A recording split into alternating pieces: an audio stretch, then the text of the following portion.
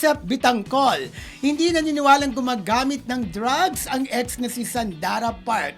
Todo tanggol nga si Joseph sa kanyang ex-girlfriend at dating collab team kung saan confident siyang never gagamit nito si Sandara dahil kilala nito ang kanyang pagkatao. Pakinggan natin ang say niya sa ating video. Roll BTR. Matagal ko rin siyang nakasama. Pero lalabas ng March 9. Hindi totoo yun. Matagal ko siyang nakasama. Si Park Bom ang ano eh. Siyempre, ang masasabi ko, kilala ko yung pagkatao niya. I know. Tsaka yung sacrifice niya para sa family niya. Diba? Kaya, Park Bom ang... tumanda siya ng talaga nakafocus sa trabaho para sa family, para sa career. So, I'm sure hindi niya gagawin yun. Yossi, inom lang, hirap pa. Drugs pa.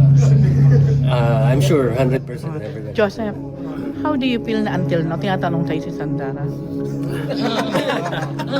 So, it's been like 2 decades. Ayun, pinagtanggol ni Joseph Bitangcol si Sandara na hindi siya naniniwala kasi mas nakatuon siya sa trabaho at sa pamilya. Yes, kasi nagsimula niyang friend yung kasama niya dati sa N1. Si 2 and 1 rather. Si Park Chorbanes. Park Bob na parang siya yung nagsasabi na si into drugs, si Sandara. Pero yun nga, binuran niya rin yung kanyang pagpospos na yun, di ba? Tapos nagpaliwanag na rin si Sandara na never siyang gumamit ng drugs. At ito nga, si Joseph, since kilala niya si Sandara Park, naging jowa niya, kaya kilala niya yung pagkatao na, ito pang sabi ni Joseph, ni manigarilyo nga at saka uminom, hindi nagagawa ni Sandara, gumamit pa ng drugs. Totoo din naman. Correct. Kung sino man authority, di ba? Para magsabi na hindi nagda-drugs at walang bisyo si Sandara, yung ex niya, si Joseph Bitangcol. Kasi kung natatandaan niyo po, sigurado kilala ng mga netizens until now si Sandara Park. Si Sandara Park po ay sumikat dito. Tinawag na pambansang klong-klong ng Pilipinas. At ang naging ka-love team niya ay si Hero Angeles. Hero Angeles. Sumikat talaga ang Hero San. Correct. At Yes. saka yung kanta niyang In or out? Am I in or out? Am I in or out? Talbog, di ba? Ayan po, tas Ay, ko. hanggang ngayon kinakanta niya yun sa mga At saka- concert nila, ha? Di ba gumawa sila ng pelikula, blockbuster yung Can This Be Love? I'm feeling right now.